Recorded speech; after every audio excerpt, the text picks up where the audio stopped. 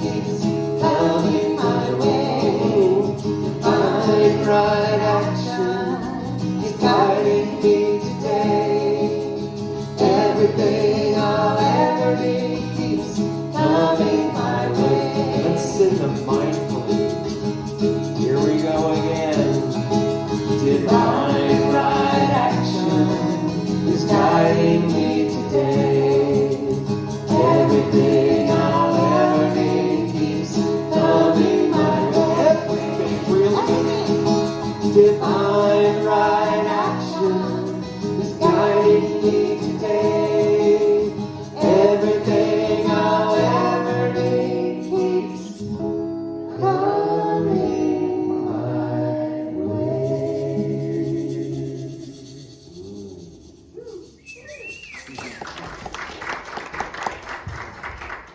Good morning, CSL.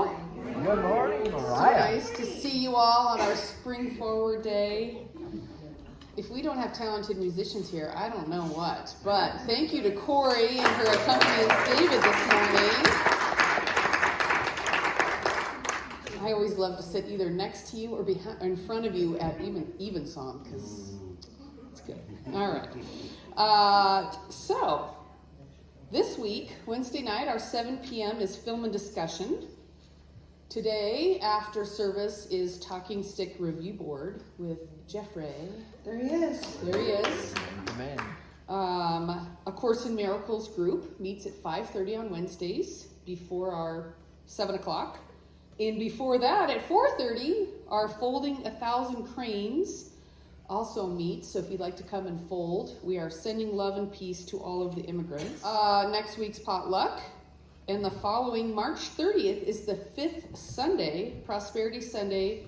I see special musical guests, the Suter Family Band. Woo-hoo! So, that seems like a treat and a half, doesn't it? You know, like all those kids that were this big all those years are now like... They have their own kids, It's true. which is shocking. It is. Okay. I think that's all for announcements. We will get together to speak our mission statement with a deep breath. We recognize and realize the omnipresence of divine love as the truth of all.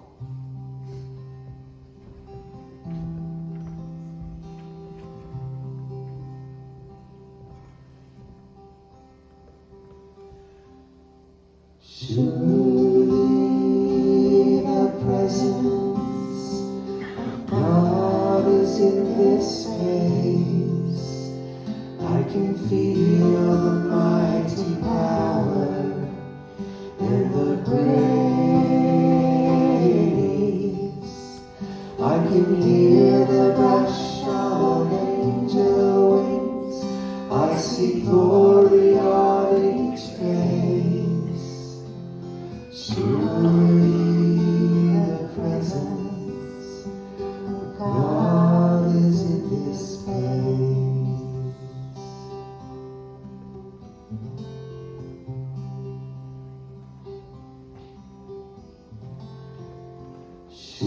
Surely the presence of God is in this place. I can feel the mighty power and the grace. I can hear the rush of angel wings. I see glory on each face. Surely the presence of God is in this place.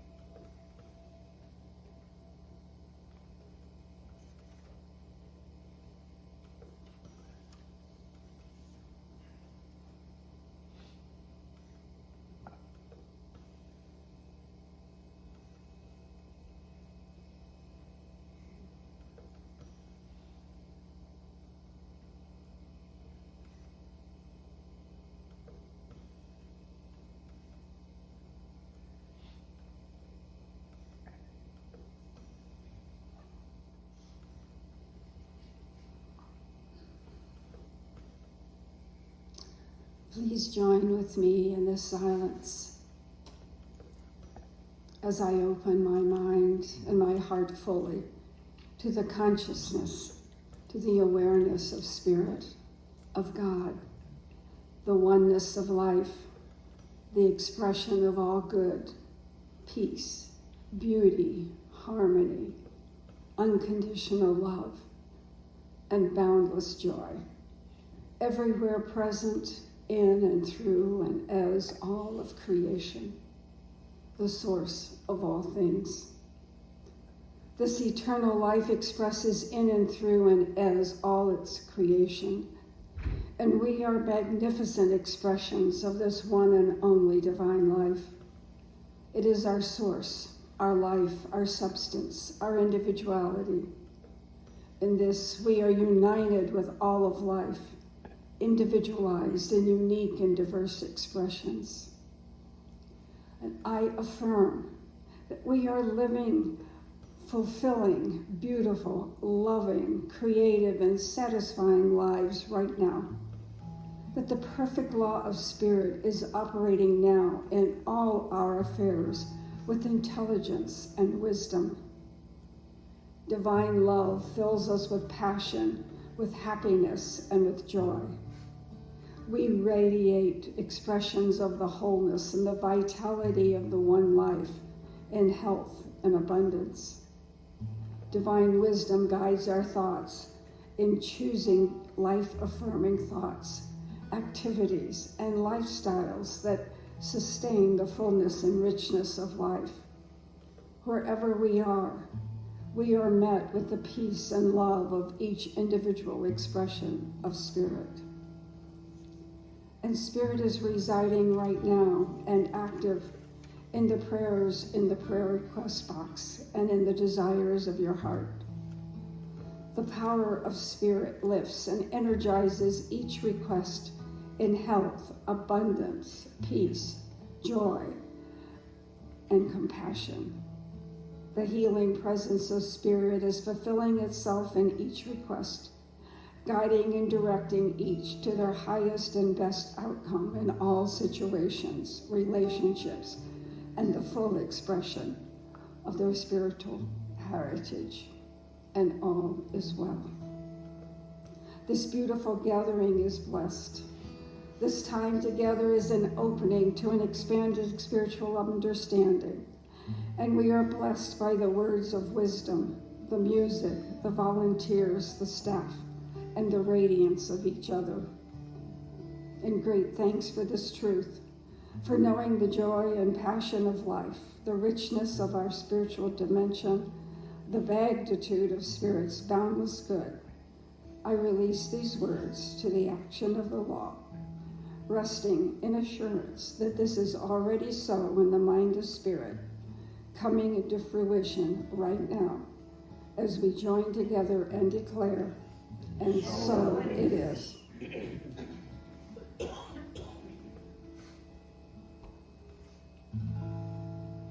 Holy Spirit within, help me to bloom into all that I am. Help me to love the whole of the world.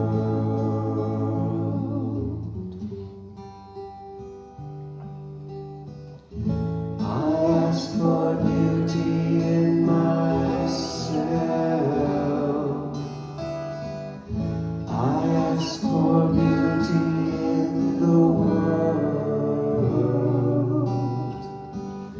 I ask for beauty in all of humanity.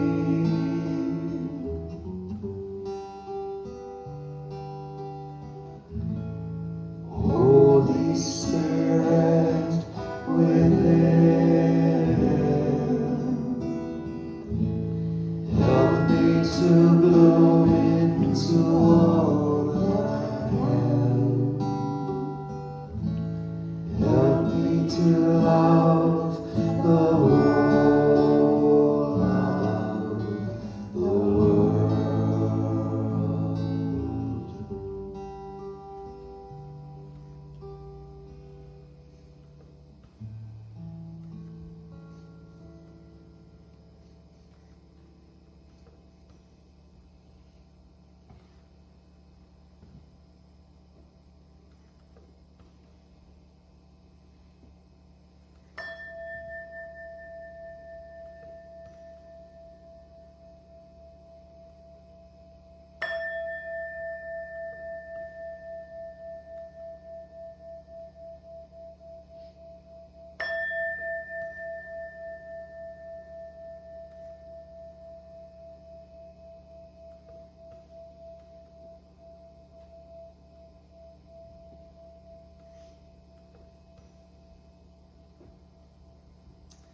Good morning. Good morning. Well, if this day is not quite as bright as you would like it, because you're concerned with worries and doubts and fears, please leave them in the prayer chest and enjoy your week, and the practitioner will be doing affirmative prayer on your behalf this week.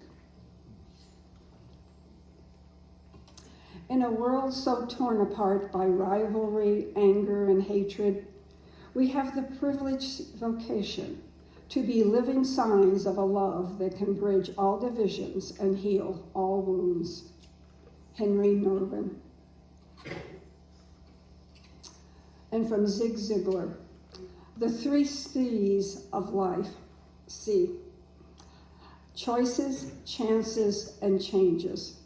You must make a choice to make a change, or your life will never change.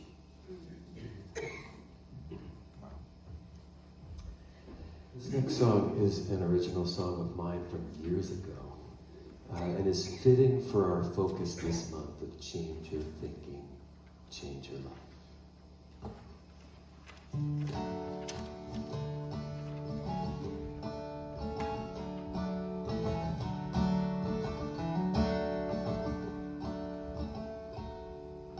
The sun comes out, it's a whole new day, a chance to live in a brand new way. The slate is clean, the board is clear, you can change this day, create the life you want here. Just change your mind by changing your thinking. Forget about time, it just mucks up your thinking. This day's a gift to you, do it better than those before. Enjoy yourself, that's what this holy day is for. It's a golden opportunity to be all that you can be. It's a small but powerful point in eternity. This day is a gift to choose to change, to become what you want to be. It's a chance to change your life most powerfully. Now ask yourself what you really want to do. You'll be allowing yourself to get to know the real you. Be the youth you are. Come and thrill yourself. This day you can become your own magnificent self. It's a golden opportunity to be all that you can be. It's a small but powerful point in eternity. This day is a gift to choose to change, to become what you want to be. It's a chance to change your life so powerfully. The sun comes up, it's a whole new day, a chance to live in a brand new way. The slate is clean, the board is clear. You can change this day, create the life you want here.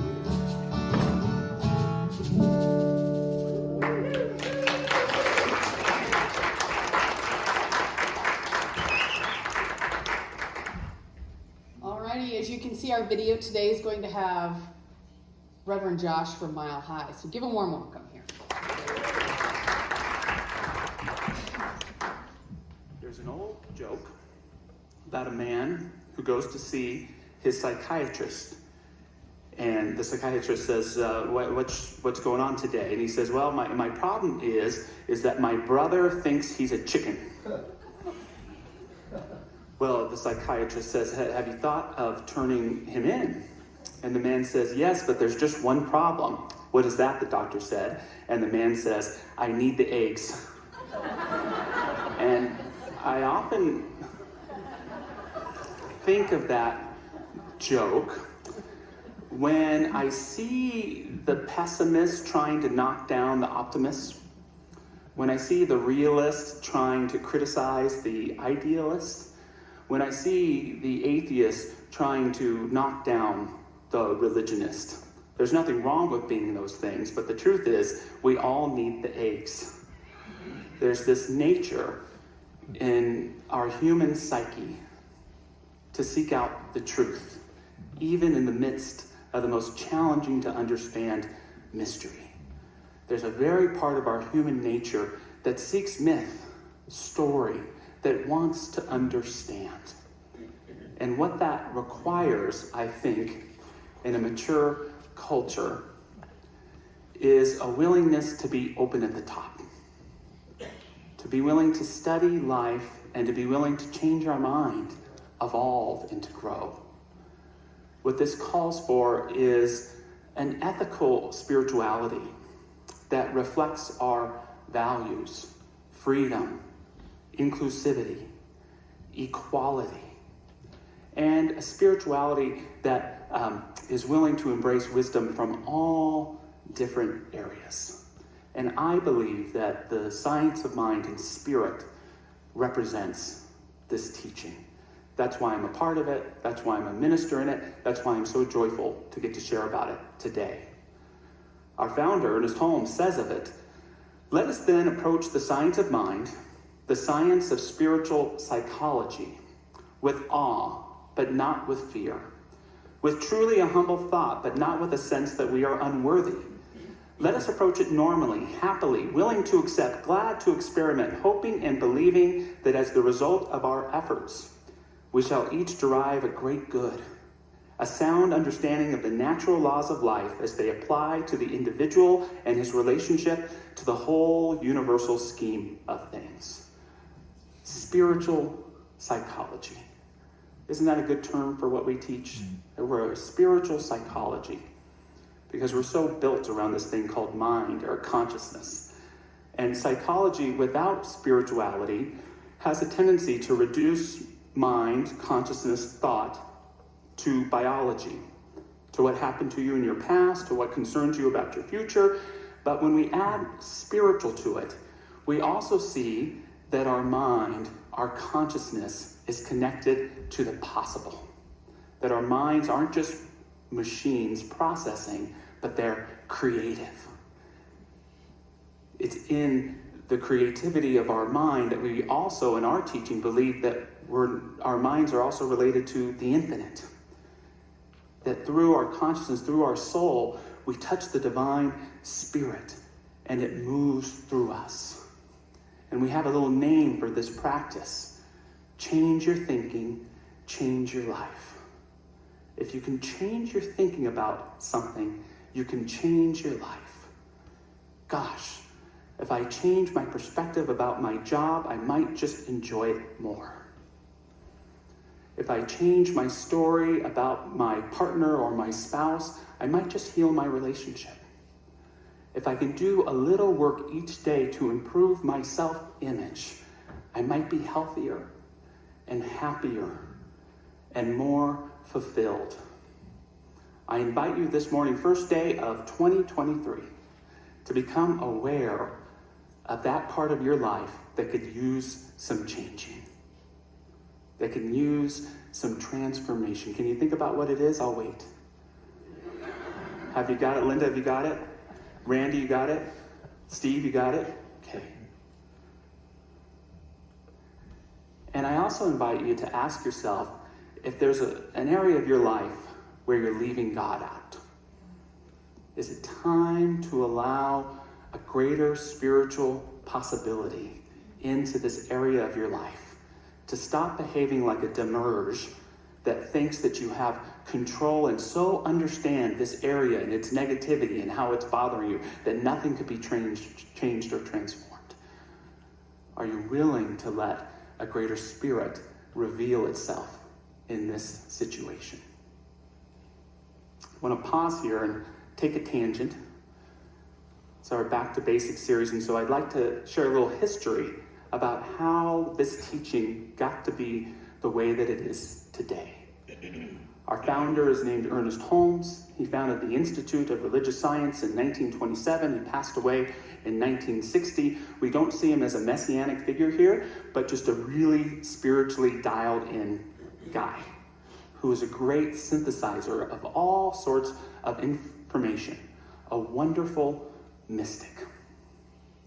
Now, one thing to understand about our teaching is that at its very heart, it is inspired and informed by the teachings of Jesus. We are not a traditional form of Christianity, and I'll explain why in a moment, but everything that we do is centered on the incredible teachings of Jesus. One way I like to explain our teaching to people sometimes is to say that we're Christianity without the hell. We're Christianity without the hell. We don't practice the belief in hell. It's perfectly fine if anyone does. But what that means to us is, first and foremost, we don't believe God has an opposite. We believe that the love of God, the grace of God, the creativity of God cannot be opposed. It stands alone, and therefore we are all one. We are all united in spirit. It also means, although we see the incredible transformation that can take place when one takes the Spirit of Jesus, the Spirit of Christ in their hearts, we don't require salvation because we don't see anything to be saved from other than our own limited thinking. And lastly, that means that we don't require anyone to be exclusively a member of a single faith, so that it opens us up to see that there is wisdom in all faiths, and we can encourage people to follow their spiritual path, whatever it is. It reminds me of Martin Luther King Jr., who said of Gandhi, a Hindu, that he was the greatest practicing Christian that ever lived. Now, next to the teachings of Jesus, the most influential thinker on our philosophy and on Ernest Holmes was Ralph Waldo Emerson, the great 19th century writer and lecturer, really brought forth the inventiveness, the creativity of the American mind, and his fountains move into poetry and art and film. Such an important figure, not just in America, but to spiritual philosophy. And everything that you hear in our teaching can be traced back to Emerson. Here's some things that he said. Life is a train of moods like a string of beads, and as we pass through them, they prove to be many-colored lenses, which paint the world their own hue, and each shows only what lies in its focus. He also said, is not prayer also a study of truth, a sally of the soul into the unfound infinite? Within man is the soul of the whole, the wise silence, the universal beauty to which every particle is equally related, the eternal one. If you believe in fate to your harm, believe it at least for your good. Have you heard of pronoia? Do you know what pronoia is? Paranoia being that practice of fearing that everyone and everything is against you. Pronoia being the practice of believing that everyone and everything is for you and working towards your good. A contemporary of Emerson's was a guy named Phineas Quimby. And Phineas Quimby was a clockmaker, and he was a mesmerist, which was like an early form of hypnotism. We were just learning and beginning to theorize about this thing called the subconscious, or the unconscious mind.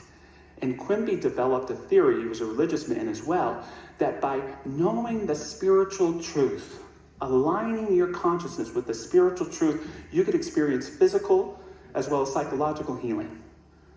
Powerful theory.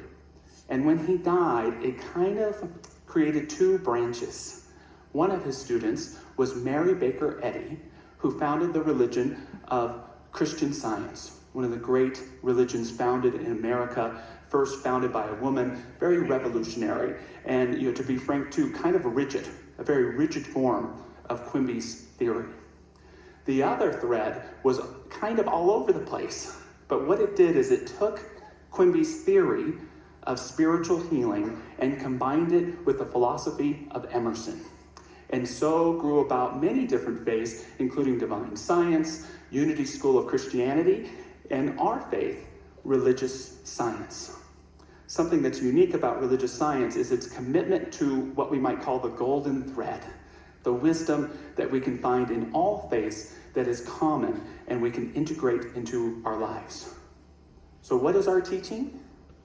It is centered in the heart of the teachings of Jesus, inspired by the philosophy of Emerson and the emerging values of America, focused on prayer and pragmatism, seeking the wisdom of all the great religious traditions so that we can live a great life and help improve the life of others. Sound good?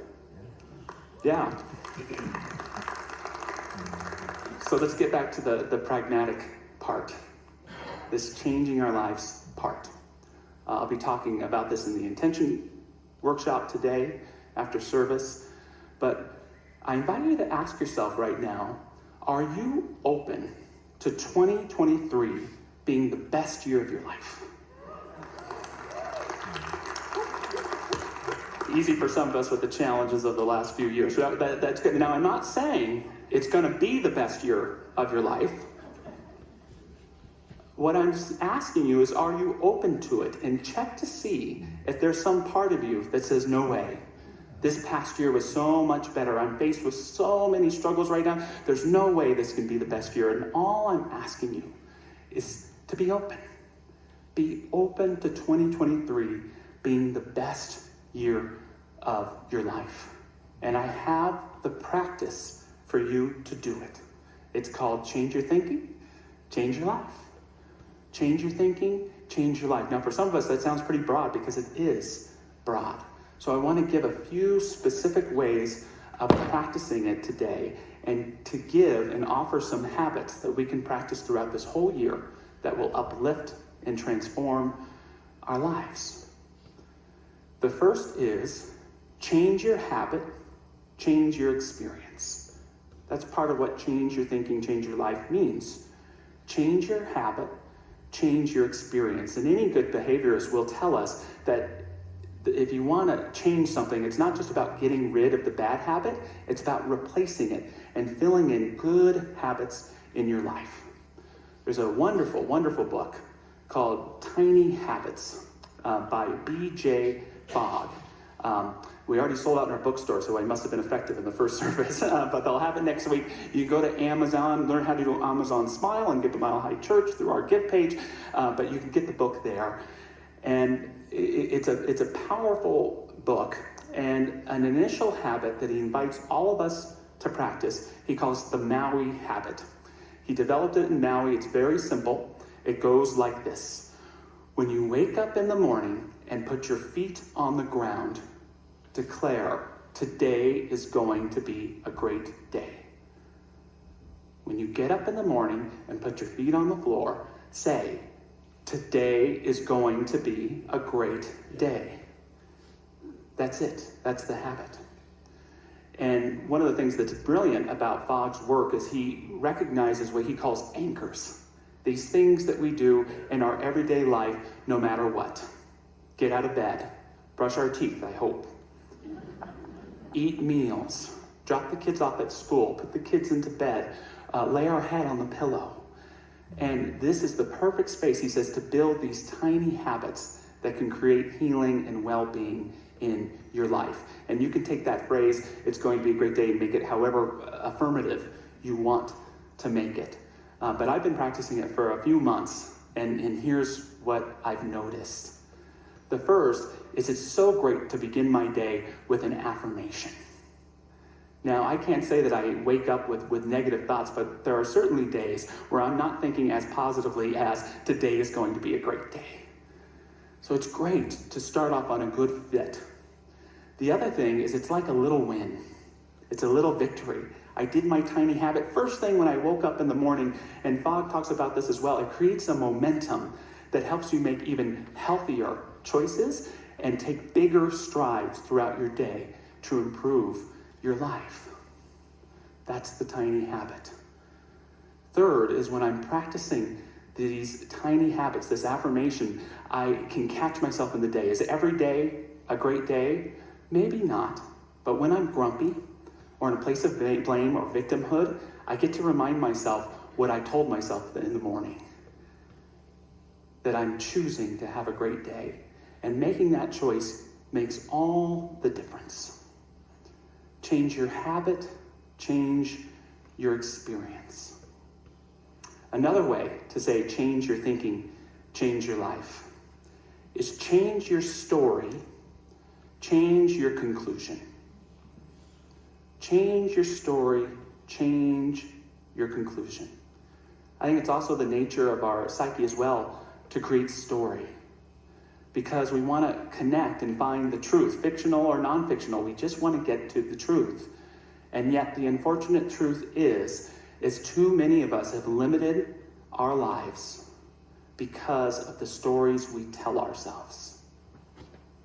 Many of us see ourselves at the end of the story of our lives because of a negative story, when the truth is we are simply stuck on the page at the end of a chapter that we don't yet know how to move on from.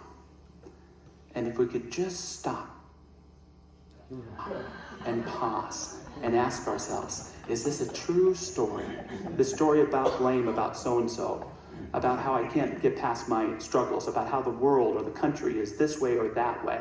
If I could just open up to a different story being possible, I might just change the page and move forward in my life and live in a new and profound way.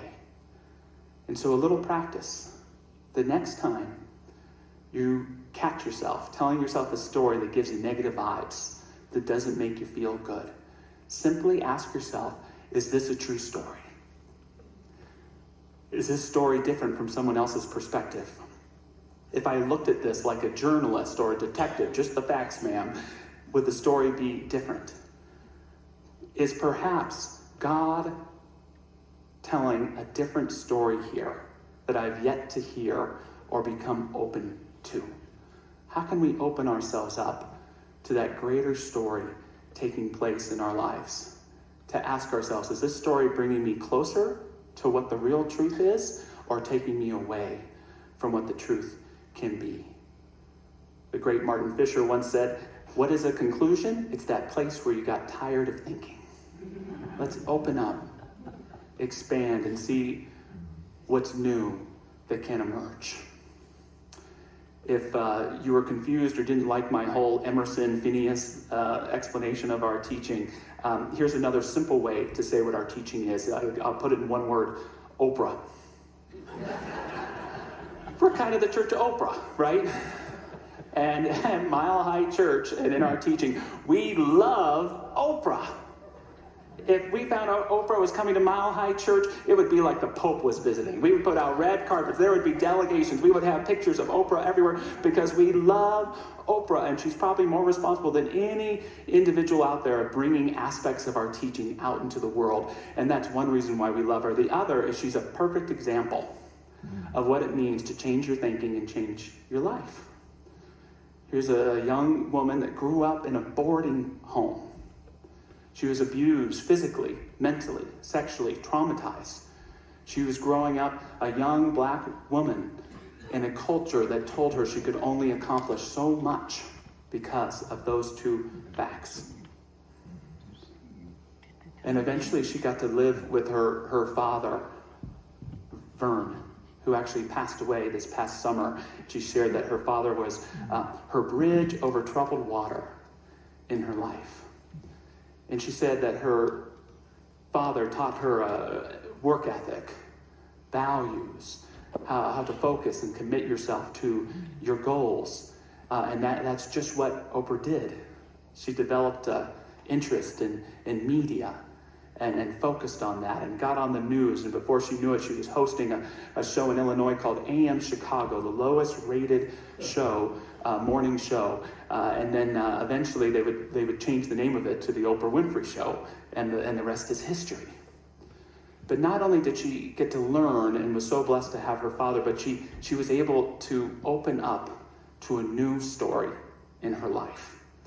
She would share, you don't become what you want, you become what you believe.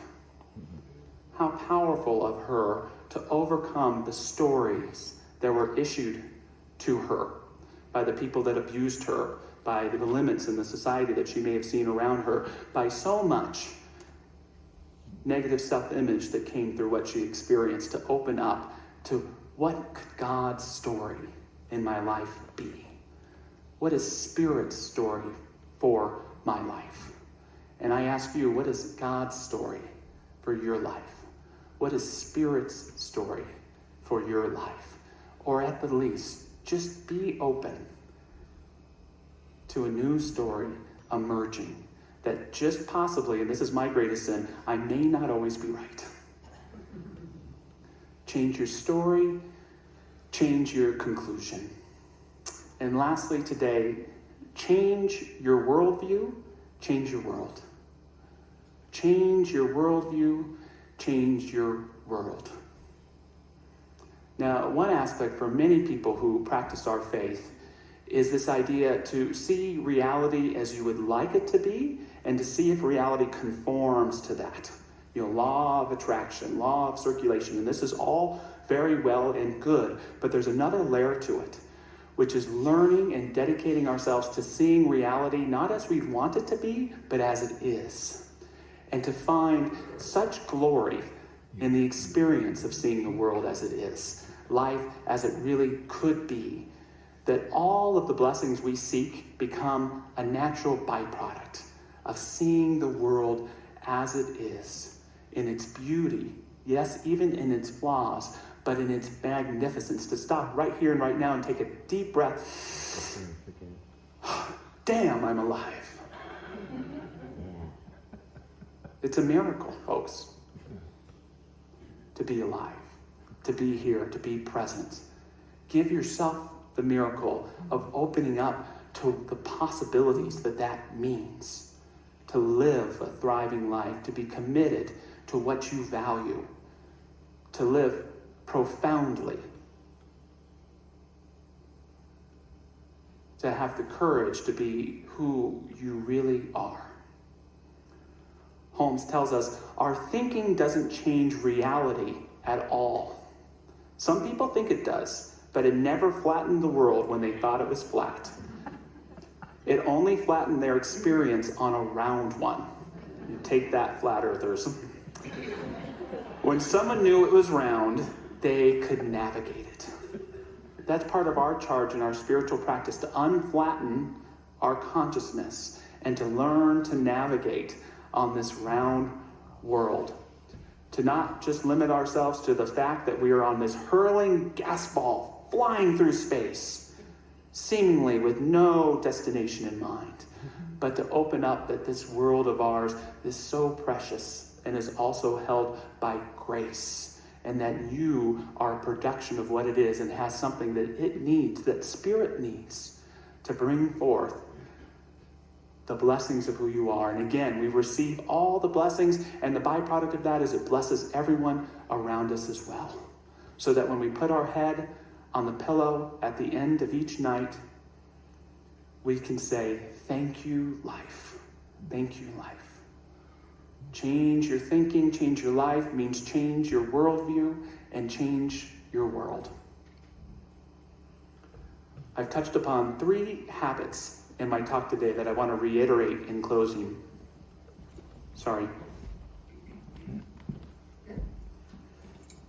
The first habit, B.J. Fogg's Maui habit. When you wake up and put your feet on the ground, say, today is going to be a great day. Second habit, throughout the week or the day, and you'll be amazed at how many stories you tell yourself, by the way, when you're paying attention to this. When you tell yourself a story that makes you not feel good, stop. Ask yourself, is this a true story? Be honest with yourself. Is this a true story? Or is there more to the story that could be told if I let go of this final conclusion? Is this a true story? And lastly, when you put your head on your pillow at night, say, thank you, life. Thank you, life. Think about the things that you're grateful about that happened during the day. Think about the things that you want to be grateful for tomorrow. But end the day in that gratitude, which for me is the only true lens in which to view this incredible thing called life, this precious gift we've all been given. Let us appreciate it and utilize it fully.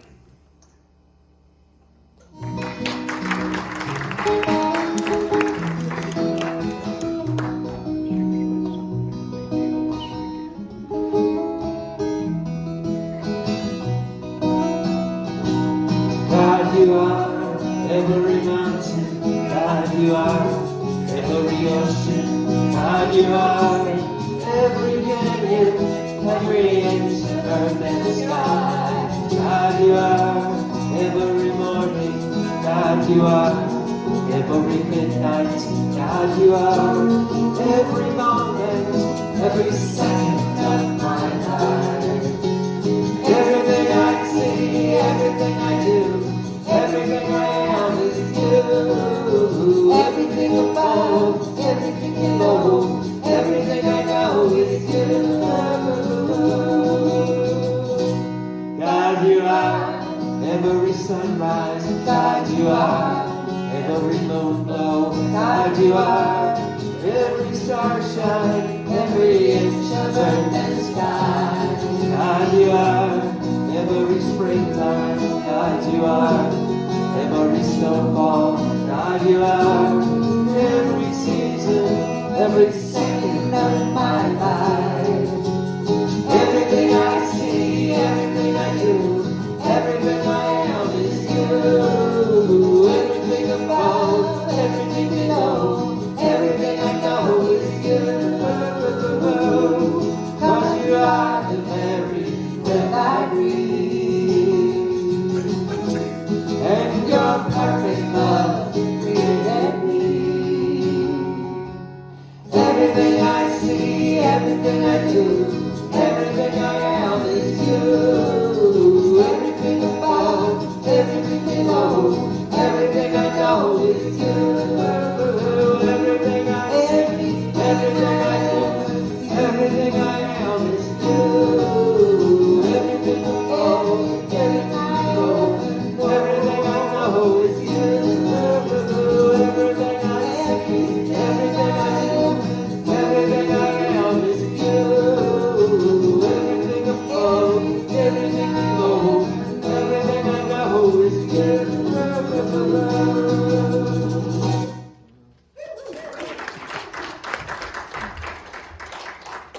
Okay, as the ushers come forth, let's take our gifts, our tithes in our hand. I know how grateful we are to be a part of this circulation of life, knowing that everything we need comes from this boundless energy, this boundless spirit that energizes our life, and that everything we need is always provided. So I give thanks that we are a part of this circulation of life. And our affirmation: I am a worthy steward of God's abundance.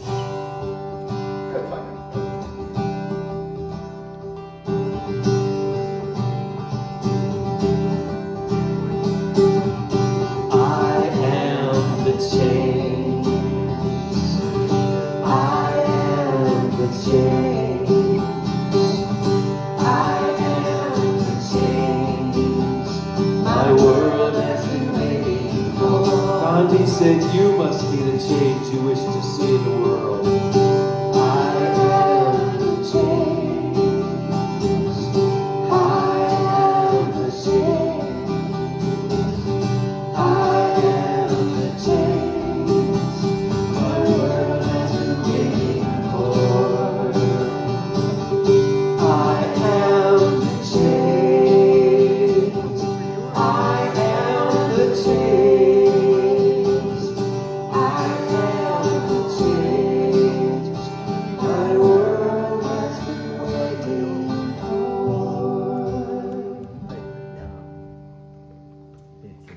And these gifts are gratefully received as they go forth, circulating, enhancing our life, the life of our community, the life of the world.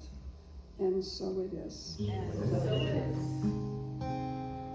With a grateful heart and a grateful mind, I offer this sacred prayer. Thank you.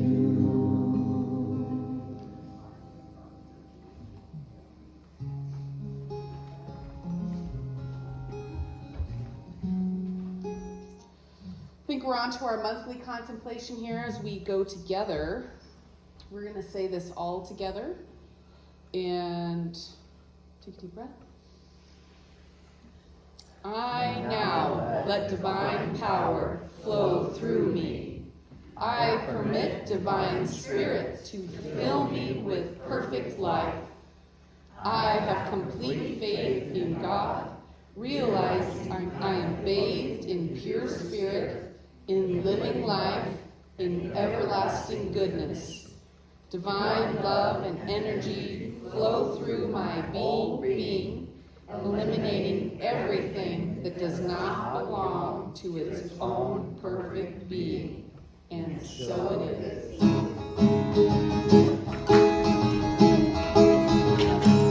I release and I let go. Let the Spirit run my life. And my heart is open wide. Yes, I'm only here for God. No more struggle, no more strife. With my faith I see the light. I am free in the Spirit. Yes, I'm only here for God. I release and I let go. Let the Spirit run my life, and my heart is open wide. Yes, I'm only here for God. No more struggle, no more strife. With my faith I see the light. I am free in the Spirit. Yes, I'm only here for God.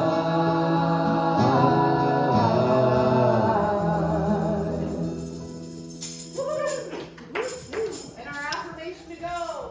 When I change the way I look at things, the things I look at change.